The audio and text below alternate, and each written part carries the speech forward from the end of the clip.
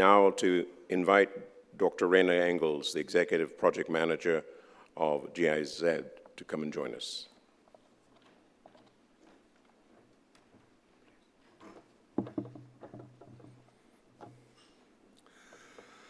Senator, the Honorable Darcy Boyce, Minister of the Office of the Prime Minister Barbados, His Honor Michael Carrington, MP, Speaker of the House of Assembly, His Excellency Ambassador Michael Barfoot, Head of Delegation of the European Union to Barbados and the Eastern Caribbean, the Honorable Donald Innes, Minister of Industry, International Business, Commerce, and Small Business Development, Barbados, the Honorable Damien Crawford, Minister of State in the Ministry of Tourism and Entertainment, Jamaica, the Honorable Julian Robinson, Minister of State in the Ministry of Science, Technology, Energy and Mining, Jamaica, the Honorable Claude Hogan, Minister of Agriculture, Trade, Housing and Environment, Montserrat, representatives of the Diplomatic Corps,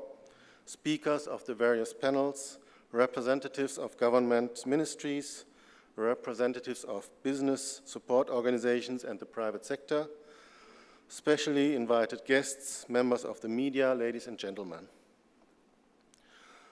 On Sunday in Germany, we celebrated the 25th anniversary of the fall of the Berlin Wall, which was the starting point of the German reunification.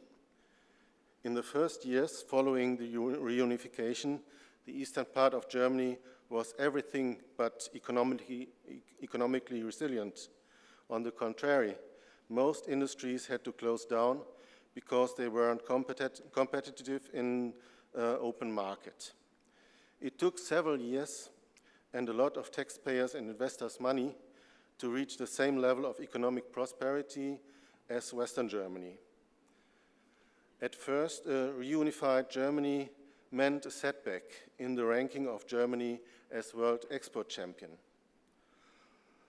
With time, however, the modernization of the Eastern Germany economy boosted the overall development, and today the German economy is much more robust than it had been before. The introduction of the euro in 2001, replacing the strong German D-Mark, represented another step towards strengthening German export-oriented economy, more so than we experienced in other countries. When the global economic crisis struck the world in 2008, Germany went through it with a comparatively weak downturn, recovering faster than other European countries. There are several underlying reasons for this. Even if they may not all be transferable to the Caribbean, there are some elements of economic resilience which could set a best practice example. Firstly, the diversification of products, services, and markets helps to buffer downturns. Looking at the trade figures in the Caribbean, countries with the highest dependence on one or two markets have suffered the most. In this respect, the Economic Partnership Agreement with the European Union provides a still unused potential tool to increase the region's share of trade with Europe.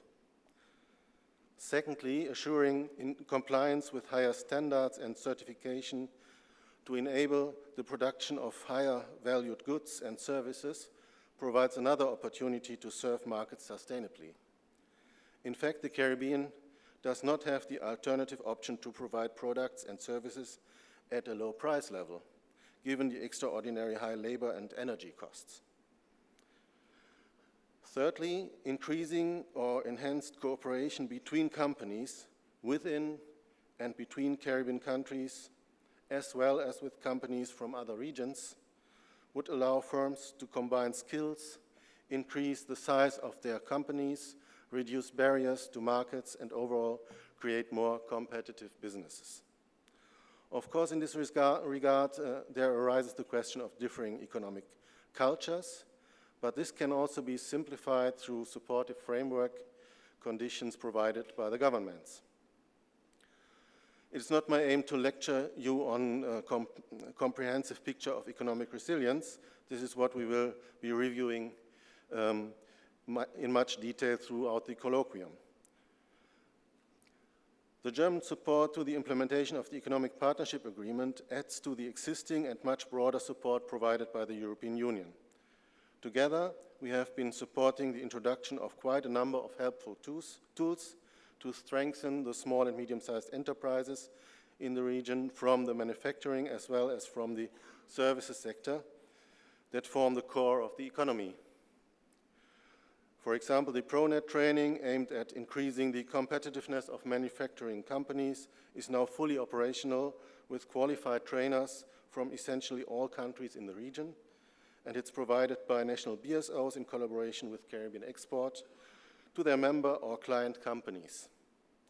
This week, another set of trainers shall be trained for the Spanish-speaking Caribbean.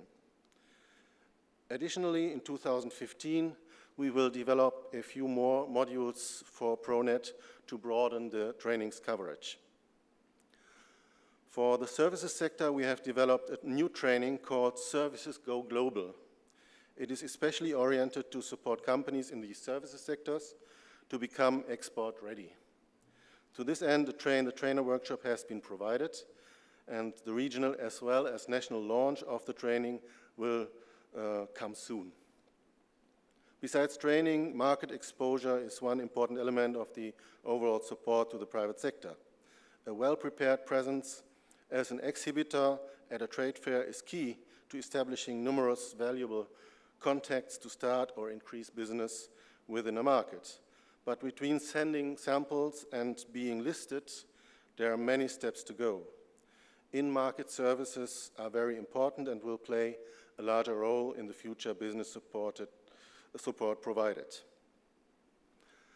Export opportunities for the private sector already exist yet, but what will be the role of the public sector to further support and build upon this?